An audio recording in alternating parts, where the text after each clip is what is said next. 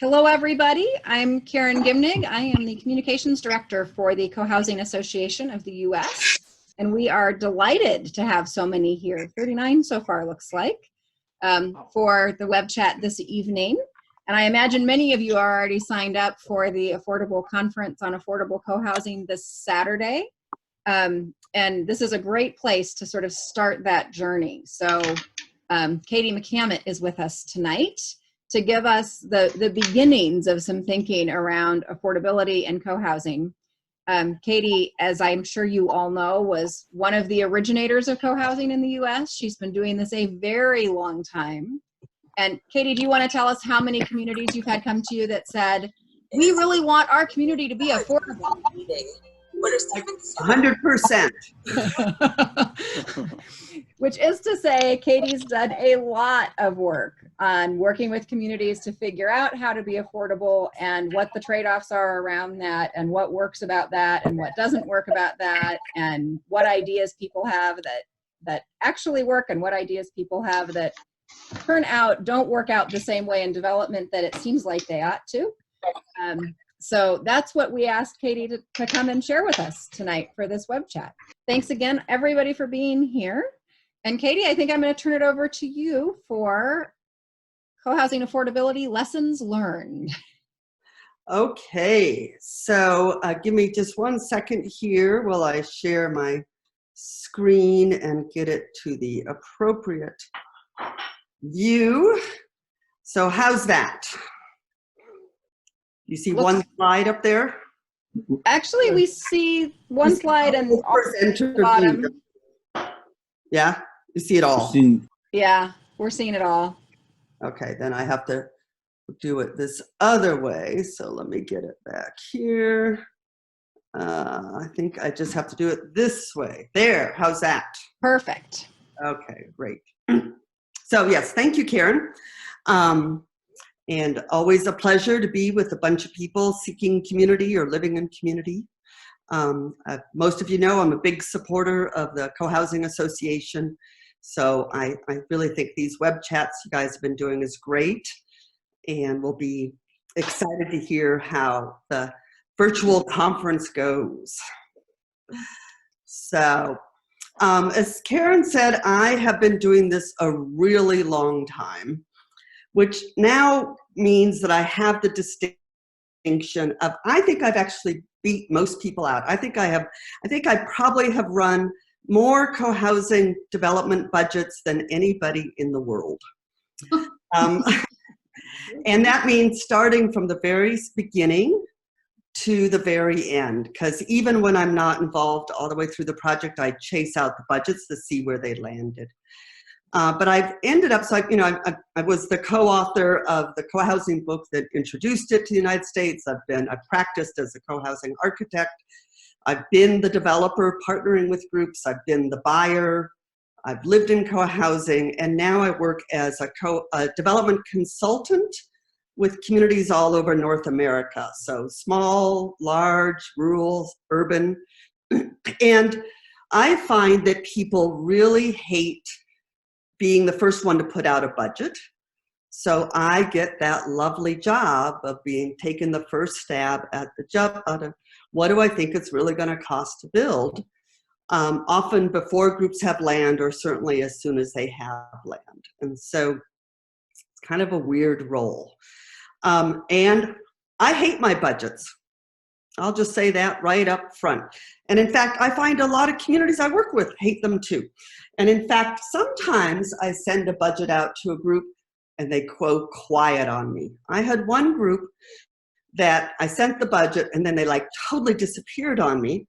And I finally followed up with them and said, what happened? And they said, well, our group just didn't think you understood that we need something cheaper. And I wish I had a way to do that, but I really feel that if our goal is to get communities built or to help people find community in a way that they can actually afford, we've got to get real about what it actually costs, particularly to build new. And so I have to say that as much as I hate my budgets, I hate them more that I would hate to have people putting money into a project that they ultimately couldn't afford. So anyway, so that's sort of been my role in a lot of these is tracking the budgets all the way through and really seeing what does it take to get these projects built. Now, I wish it was this easy. I wish real estate were the problem. And if we just got rid of the real estate developers and took the profit out of it, housing would be affordable. And much of the American public believes that the problem is real estate developers. But I have to say that working with co-housing groups, we find that we are the developers, and this actually isn't the problem. The biggest problem with housing costs today, and it's not a co-housing problem, it's a housing problem, is that the cost of housing has gone up much, much faster than incomes. And so this chart on the chart in the lower end actually only goes through 2010 and has gotten much worse since then, because in 2010 we were really just coming out of the recession. So this is an issue across the entire country. It is an issue with rentals. It is an issue with for sale homes, that cost to build housing is growing much faster than our incomes. And I'm sure all of you are aware of our ever-growing inequality in this country. And so co-housing works within that context of trying to figure out how to really still try to create housing that people can afford.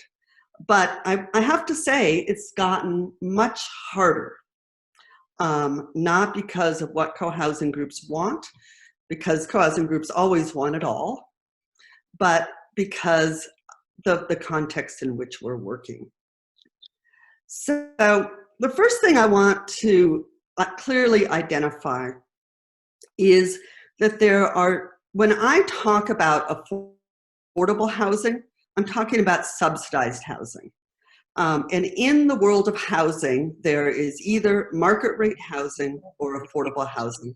And affordable housing brings in state and federal resources, grants, in order to help underwrite the cost to build. This slide you see in front of you is Petaluma Avenue Homes.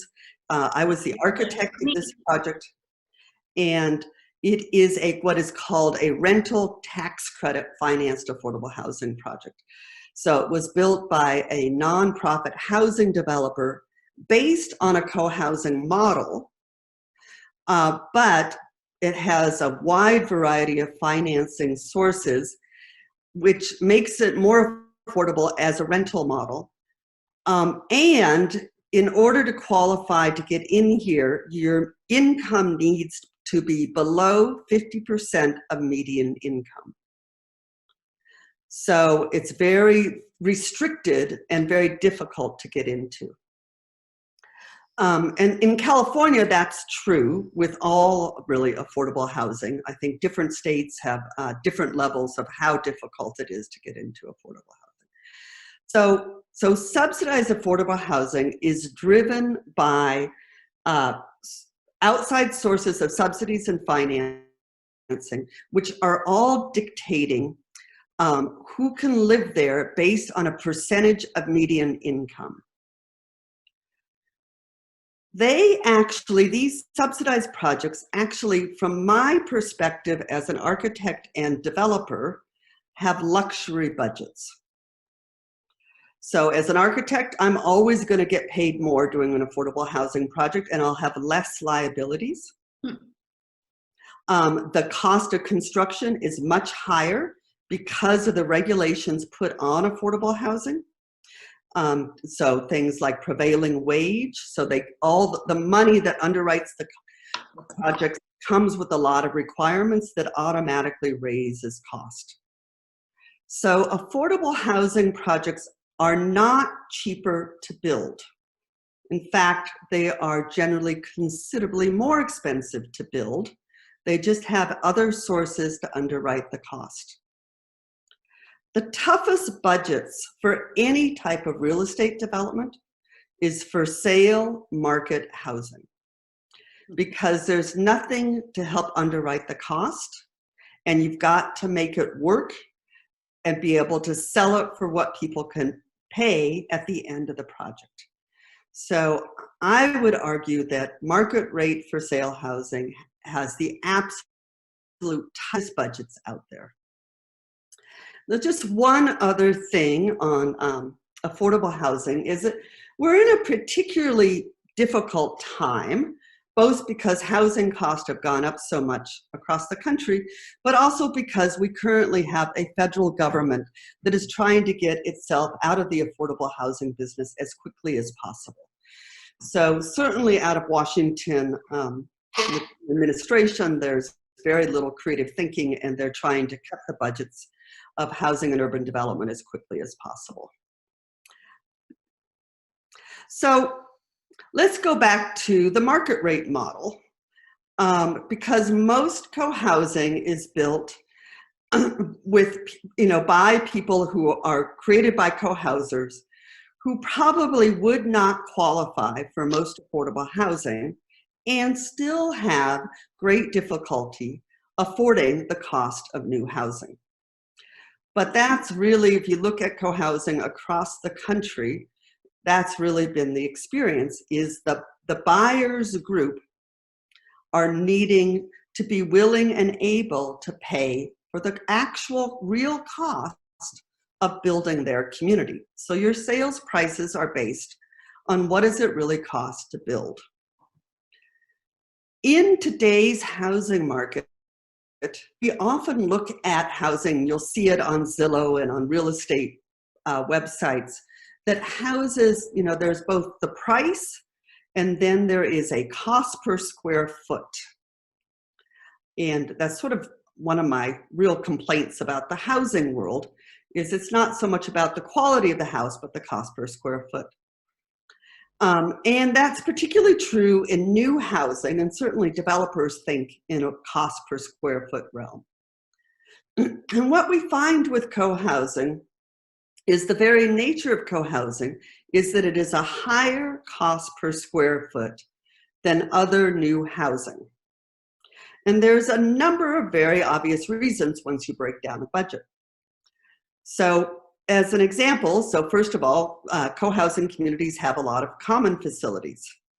So if you were trying to build the most cost-effective new townhouse development, you would include no common facilities, right? So right there, even though we think of it that I'm living in a smaller house in order to be able to afford the common facilities still add additional cost that is, as people are moving naturally to smaller homes anyway, you wouldn't have, very few other developments have the square footage of common facilities that we have in co-housing. The other issue that affects the cost per square foot is that we have more varied unit sizes, right? So it's not uncommon for communities to have a small 2-bedroom, maybe a medium-sized 2-bedroom, a 3-bedroom, maybe a 4-bedroom. In more urban projects, a 1-bedroom. Where if you go out and look at other new developments, you'll find that most developers are building, they're building all 2s and 3s. That would be a 2-bedroom and a 3-bedroom, or all 3s and 4s.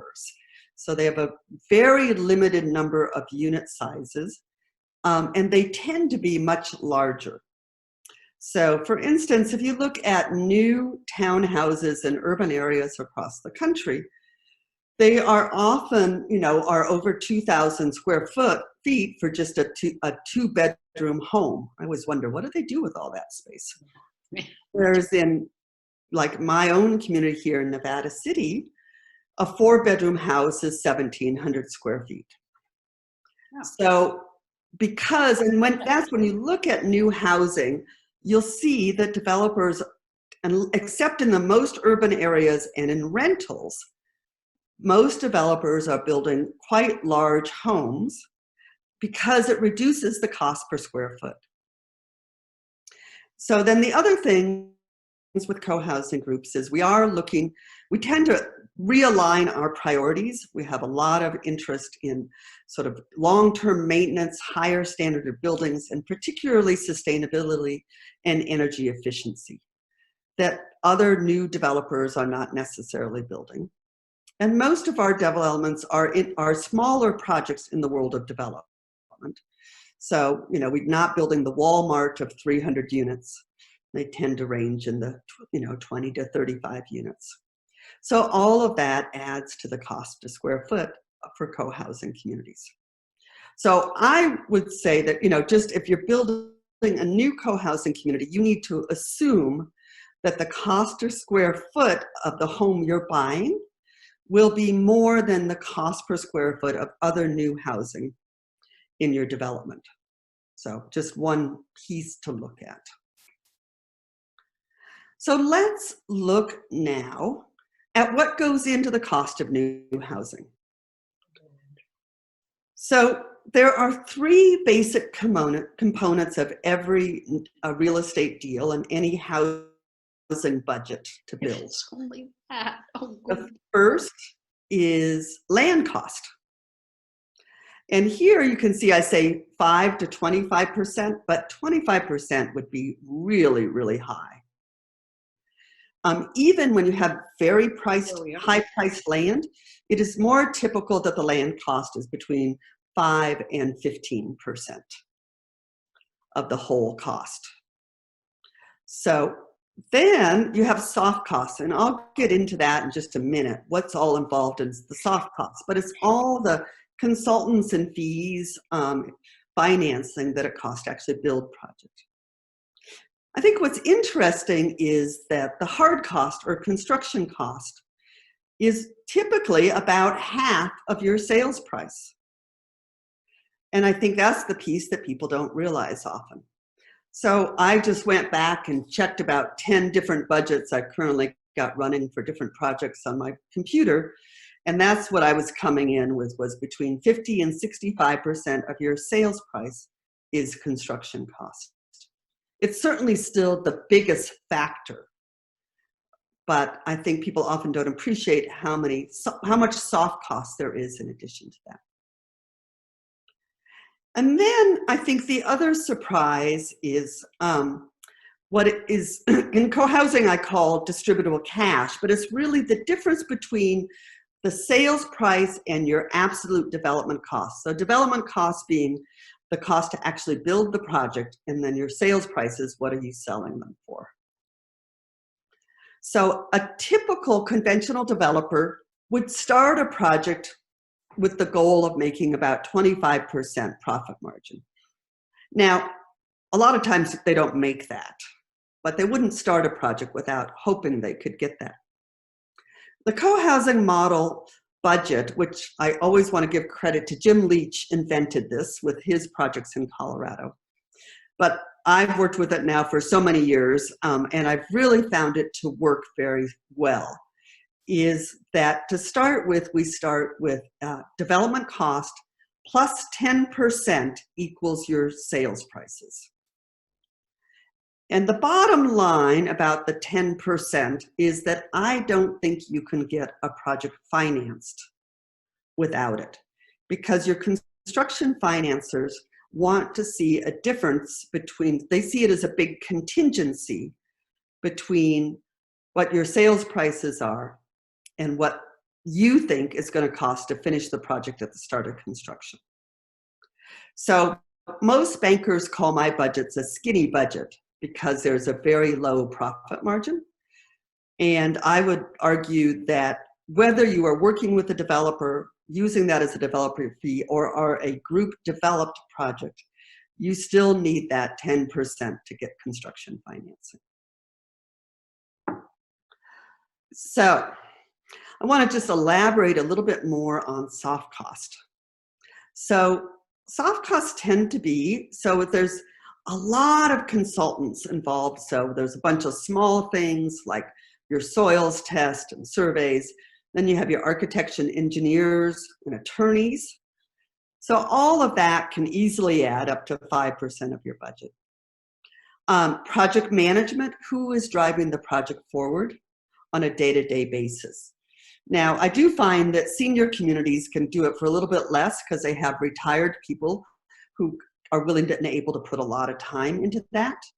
But it's still, someone has got to be working on a project day in and day out. So almost all communities have some paid project management. And if you are not moving a project forward in an timely, effective way, you are adding cost with time. So you're not going to save any money by saving money on project management. And in fact, you might save money by paying more for project management to keep the project moving forward effectively. Then we have legal, accounting, and insurance, sort of the grand miscellaneous, bookkeeping, things like that. And this is the thing that really changes in different parts of the country is the insurance piece. So the West Coast is known as the most litigious part of the country, and we have much higher insurance costs than some of the other parts of the country. Unfortunately, our insurance problems are creeping across the country now.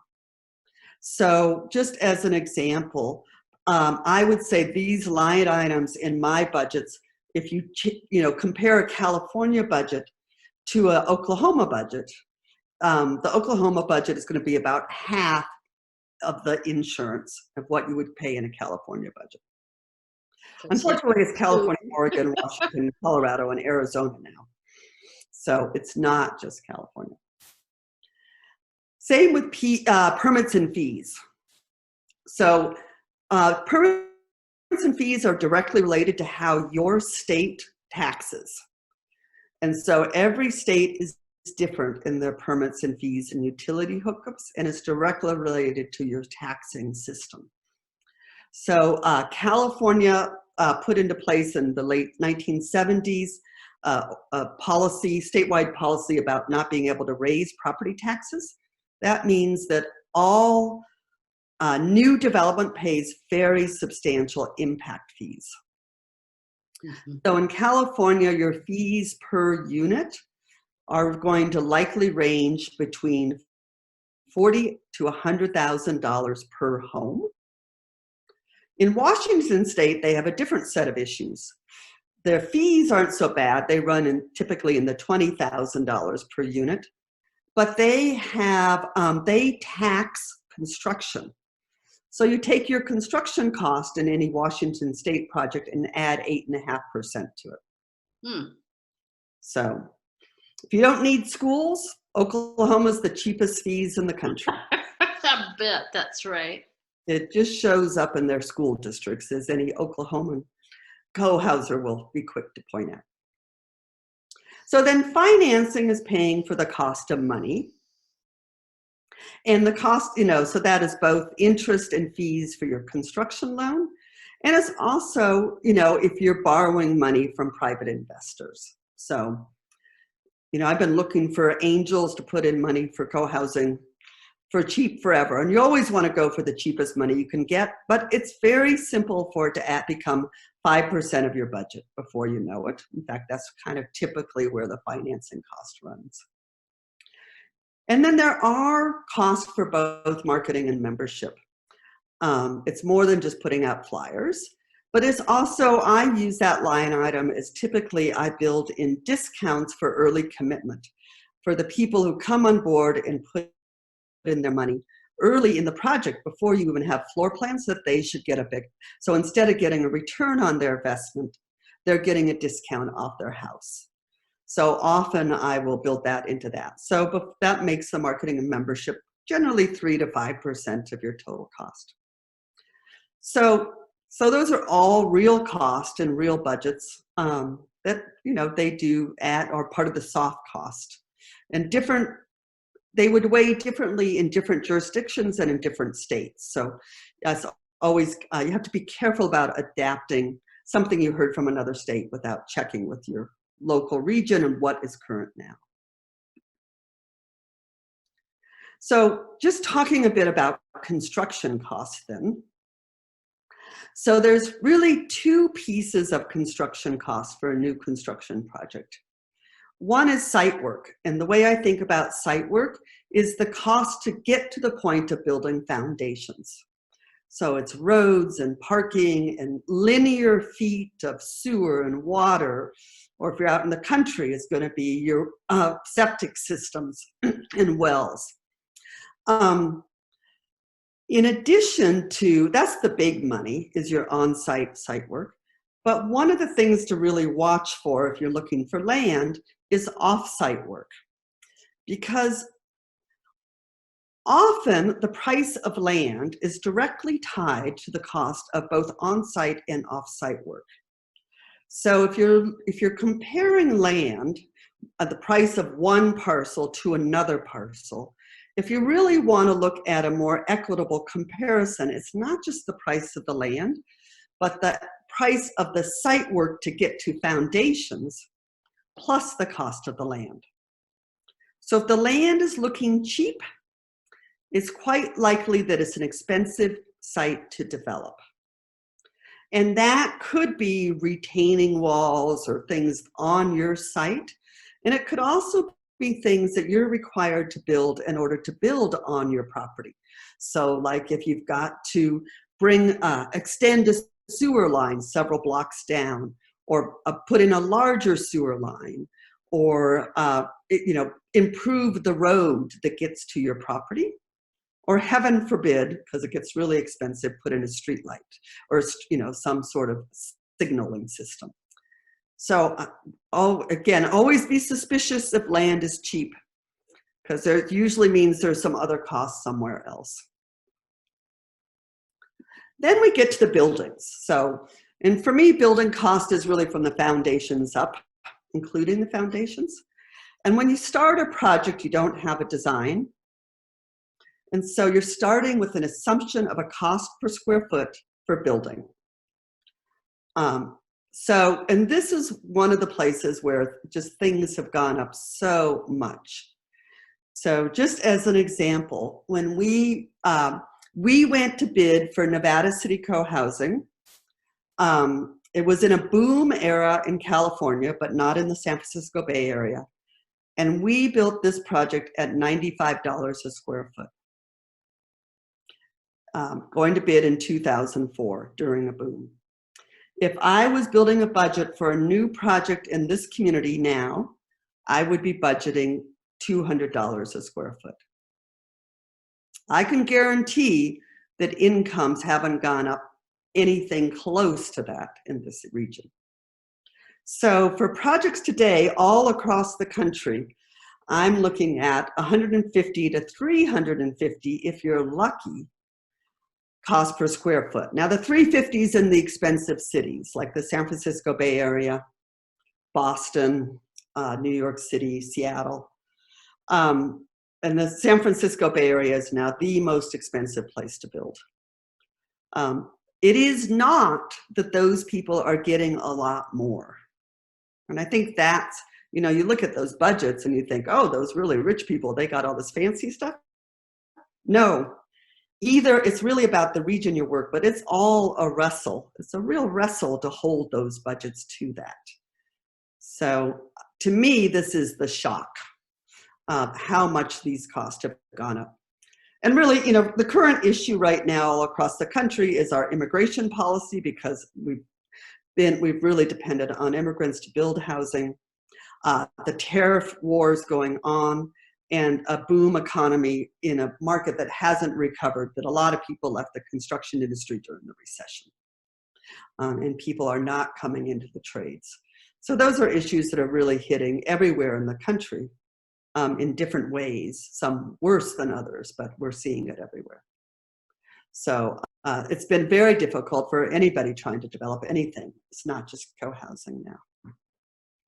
But anyway, so those are the pieces that go into a budget.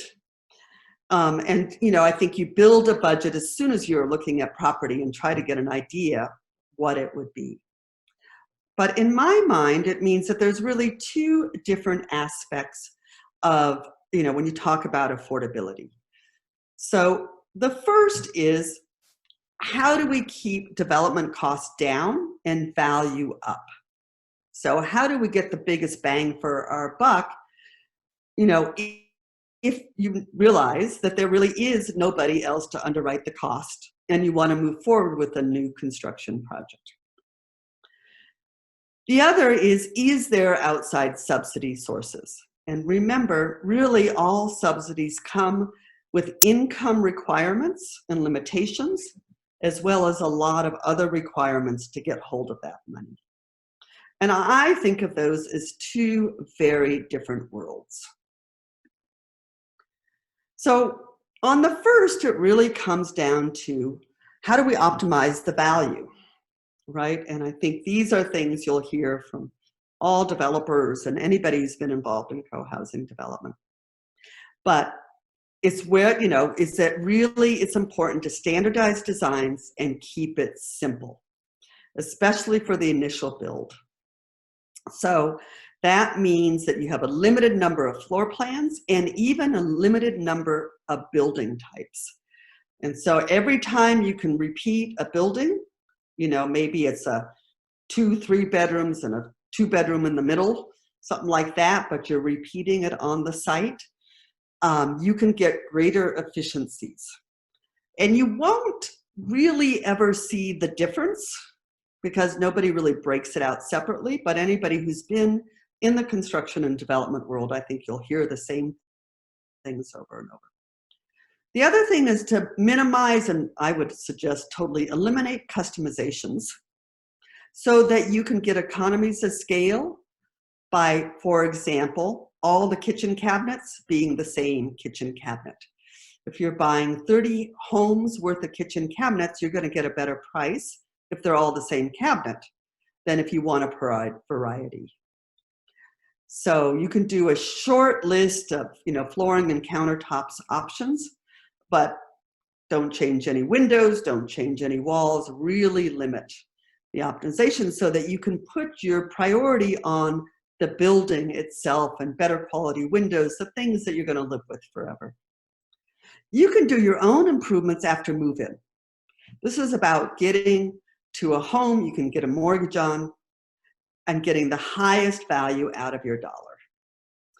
And I think if you're even going back to the Danish communities we talked to way back when, I remember one saying, we all got into designing our own kitchens and boy, was that a mistake. It added so much cost and we didn't get better kitchens. So that's one of the first, is really disciplining the design process. So that's all, those are things if you're focused on, if you're building a new community. But I do think that if we really want to talk about affordability, we need to talk about alternative ways to make community. Because right now in the United States, new construction is expensive everywhere you go. So I think if you look at the cost of new construction and you find that that's out of your financial abilities, I would really look at how do we use existing housing stock? And particularly in lower cost housing markets. So as an example, I was working with a group in Rochester, New York, and every time I looked at Zillow and what the housing costs there, I said, wow, housing's pretty affordable there when you're not building new. So can you, and I don't mean a total rehab or retrofitting a factory, because I think that's the same as new construction cost. Could be worse. But like here in this Temescal project, this is a little infill project in Oakland, done in the 90s. But you can see on the right-hand side is the old building that was been on the site for 100 years. It's split into an upstairs and a downstairs unit. And now someone could have taken that and done the rehab on their own over their own schedule. You can see we added new homes here, and they're about as simple as you can get. They did save money for the solar on the roof, but I think if that's really a much more affordable model is using existing housing stock, not trying to bring it up to a new construction standard, but moving in and making it do and adding on to it and fixing it up as your budget and time allows. So I think the other way to use existing housing stock would be to find a existing condominium development and start buying into it over time. Find an apartment building and start getting your people to buy, rent there as you move in. I mean, that is going to be so much more affordable than building new. So if you really take a hard look at what housing has cost, or if there's any new communities in your region, and you find that that's not really within your budget, then I think you've really got to look at other alternatives. And I think that looking at like I say, taking over an existing older condominium development, taking over and buying into the same neighborhood, even renting in the same apartment building, can get people together, and you can start to build your community around that. Then there's the non-conventional approaches. So as an example, my sister lived for many years in a back to the land community called Emerald Earth in Northern California. And it's a beautiful community with a lot of land. And they built homes of cob and straw bale. And the only problem with it is you couldn't get a standard mortgage and you couldn't get your equity out of it. So much more affordable approach, but didn't fit into the legal housing market. So when they left with no equity, even though they had built their own home there. But it was something that they could afford and put their own time into. So, that's the sort of like getting out of the overall housing market altogether. But, there is a cost in that it is, you don't have anything to sell to move on for, right? So they basically priced them out of the California market forever because of the years they spent there.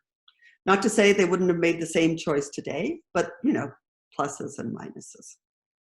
I just talked to a group today that was talking about buying a farm where had a big house they could all move in together originally, and then as they could afford it, building their homes, right? So again, you've got to be willing to kind of really break the box on how we're used to buying homes.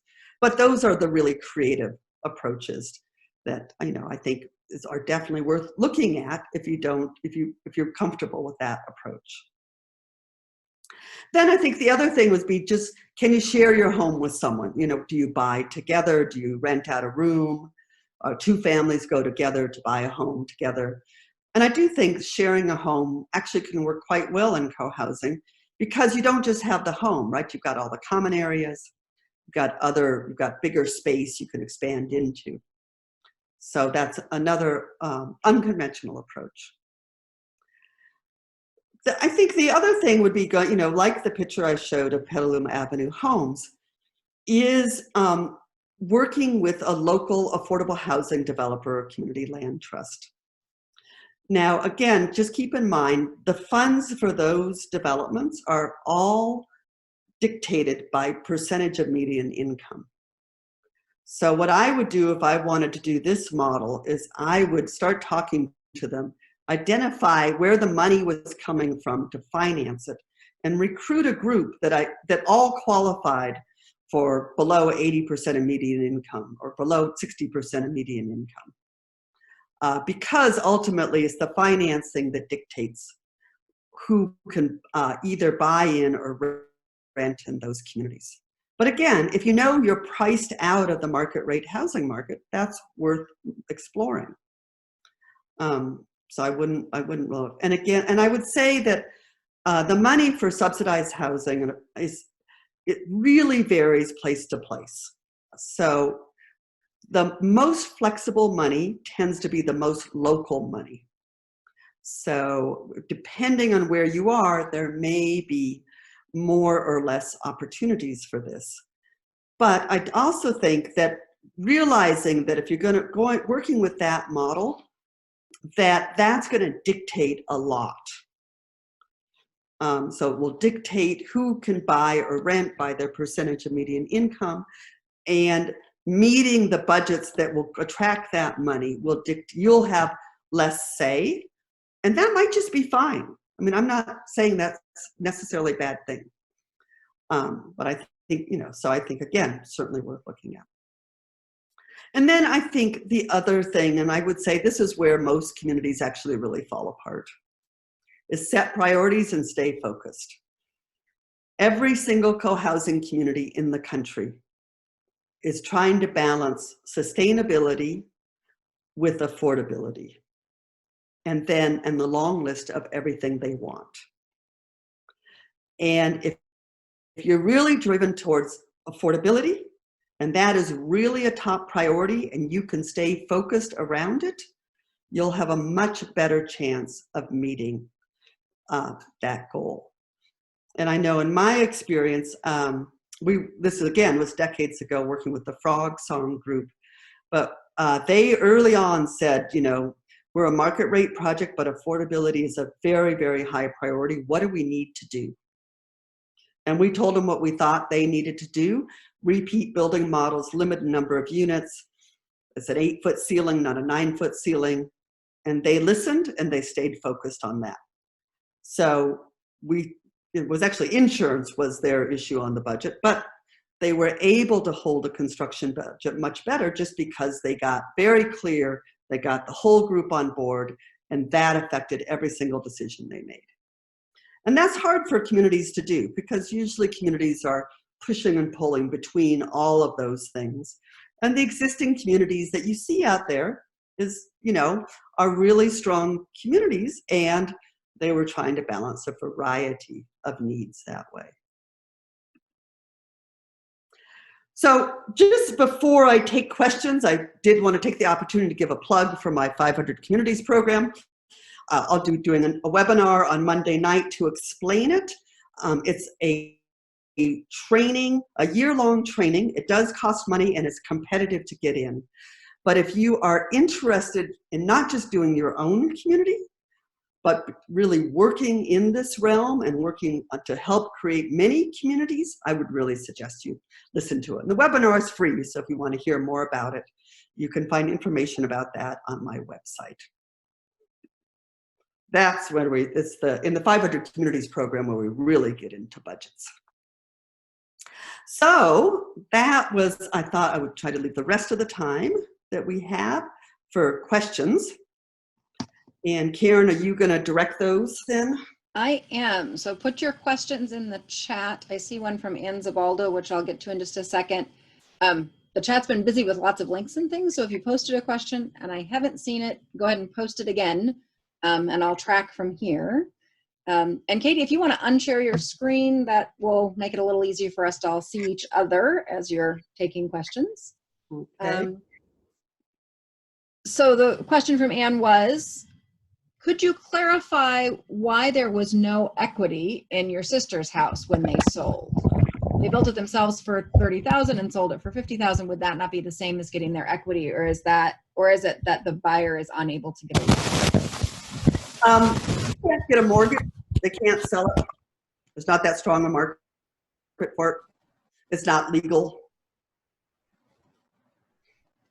So the less, there's sort of the format of how we buy homes, and I have to say, the approach I kind of focused on early on in my career is that I knew I needed a mortgage to buy a house, and I have really geared the way I approach co-housing to setting up a project so you can get a standard competitive rate home mortgage, because that's the cheapest money out there.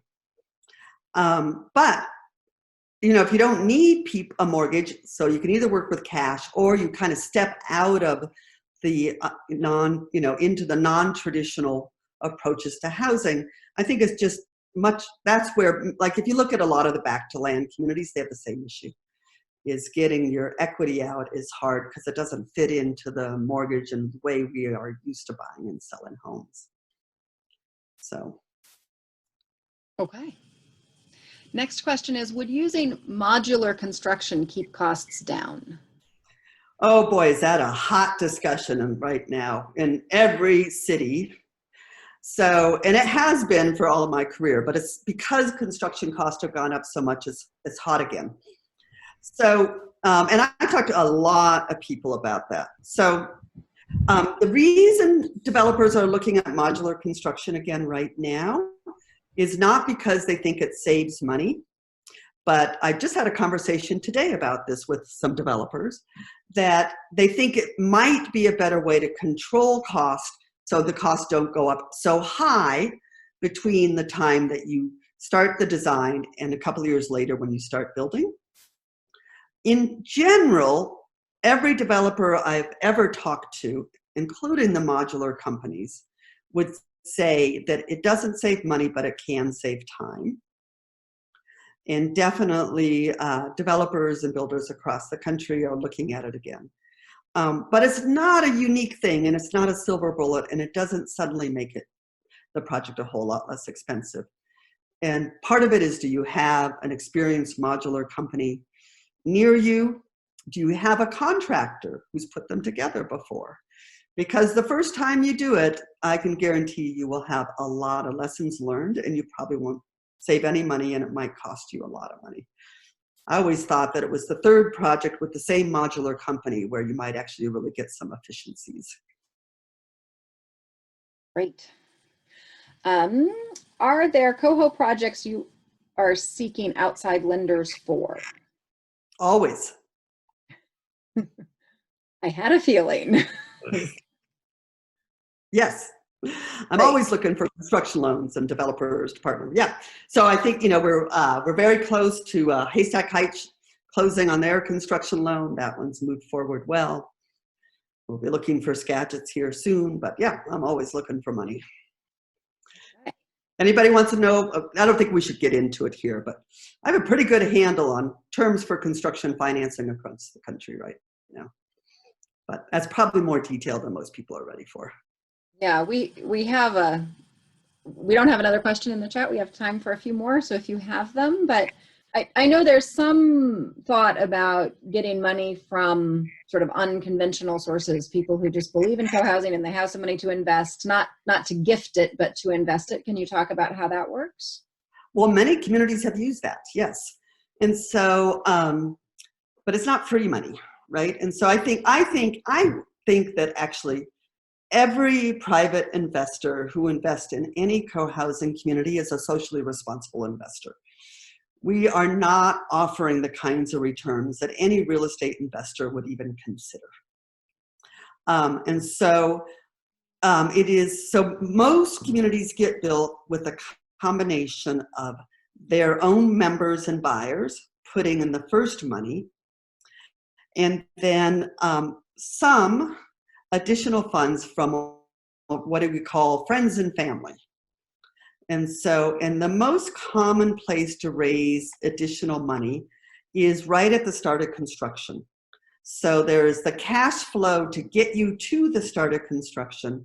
And then typically you need something in today's market, 20 to 25% of your total sales value for 100% of the project in cash to pull a construction loan. So every project, you know, even developers building other types of projects have the same issues, needs to raise a significant chunk of change at the start of construction. And so that's a place where you may have seen communities looking for additional funds. So Village Hearth raised $1.4 million in a month from those friends and family and supporters of co-housing right at the start of construction. The appraisal came in great for Haystack Heights and Spokane, so they had lined up people, and then looks like they may not need them beyond their members. But it is very common that you're often bringing in additional funds at that point, and that's a place where people who support co-housing want to see co-housing built, even if the project isn't one you want to buy into, is a great way for people to support the overall movement. And I work with groups on that. It's not like there's one website you can go through, but you know, if you're talking to somebody, if you're talking to a community in your area, you want to support them, you know, that's a great way where you can say, come back around if you need additional funds later. So. And those loans are set up so that the money is paid back with some amount of interest at the time that all the houses are sold. Is that how that works? Exactly, yes. And so money would go into the development deal. Sort of the typical scenario right now is about 6% annual interest on your money, and then a share of that 10%, which may or may not be there at the end. So, yeah. Someone asked can you elaborate on retrofitting existing housing vis-a-vis affordability? Well, the trick is not, is how, I think really, I mean, if you took an existing house and tried to remodel up to the standard of energy efficiency of a new house, you might as well start from scratch. It's much easier to build a new house well than to retrofit an existing house. But the advantage of an existing house is that you can do it on your own time and your own cash flow. So if you can get into a house that you can get a mortgage for or you can afford to buy, and then live with it and fix it up as you can afford it, that's where you really get deeper levels of affordability. And then the question really is, how much are you fixing up? How much are you doing it on your own? How much are you hiring out? And that would be very variable greatly place to place. So, and my sense of those, and I'm just checking, is that you might look at a neighborhood that for some reason is not, is low cost, probably depressed in some way, and maybe has 4 or 5 houses with a common backyard that are all for sale, and you'd buy those, something of that kind of approach. And then maybe for a while your common meals are all in one person's kitchen or something. Exactly. It's a more phase. And so I think, the example of the granddaddy of retrofit co-housing is N Street in Davis. They started the same time as Muir Commons in, 1990, 1989. And it was actually, cheap 1960s homes that were largely rented, which gave them the turnover that they could actually pick up. But, after, nearly 30 years, they're still, they're 14 units. So you get smaller communities. But if you're, so finding 4 or 5 with a shared yard would actually be really hard. It's more likely you start with 2. Maybe you have a deep backyard where you can build an accessory dwelling unit. Then you talk to the neighbors. So it's a phased approach. Or maybe somebody's around the corner and they don't share the backyard, but they can still walk over. So, but again, I think the other thing is older condominium developments. Florida's full of older condominium developments. And, the other thing, it's often hard to find an available home within an existing co-housing community. But if you can if you see one that opens up, I can pretty well guarantee that the existing co-housing home will be less expensive than building new in the same area. Any group of planning new or retrofit mobile home park co-housing? No, but I have heard over and over again that mobile home parks often have a really strong sense of community. So I think probably building a new one is pretty expensive, but again, move into one existing, take it over, find one that's got a clubhouse and a pool and just start moving people in, right? That's the cheaper way to do it. So. And can you comment on how to control condo fees? I've heard of people who moved out of condos because of runaway or escalating costs to live there. Yeah, I think, I do think that co-housers are much more involved in their budgets, their management budgets. And, and every community is different. But I would argue that the way to control your condo fees or your homeowners association fees is not by delaying increases, but by doing regular annual increases and really staying on your maintenance.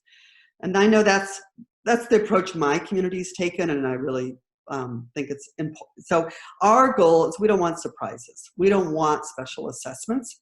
That means that, you really should be doing a 2 to 3% every single year. Because if you postpone it, it's just going to hit you harder when you really have to do repairs. And that's, I think, it's always much more cost effective to maintain a building along the way than to let it deteriorate and have to do more significant maintenance and rehab. So postponing your upkeep of your buildings does not, in the long run, save you money. One last question, and then we're right at the end of our hour. What about existing churches or small motels to revamp for co-housing? Yeah, well, churches are pretty challenging to rehab because they have big spaces. So, I would put any significant rehab, whether it's a warehouse or an office building or a church. The trick of them is estimating the cost early on. It's much more predictable to build fresh. And they can come back and end up being considerably more expensive. Now, an apartment building or a motel, and I'd put an apartment building in the same category. The way you keep it affordable is not to do much to it. As soon as you want to retrofit it and make it like a new building, it's the same cost as building new, only harder.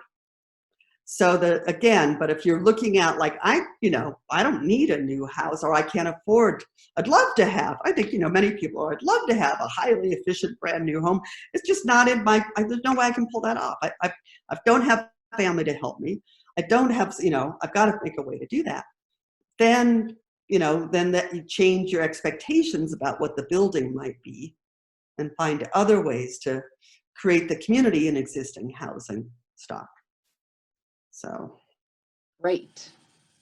Well, I love how many options you've given us, and really appreciate you taking the time to sort of launch our conversation into affordable co-housing. We had Betsy Morris, who's on the call tonight, did some whole other kind of topic around it on a web chat last week, and that recording is up and available to folks.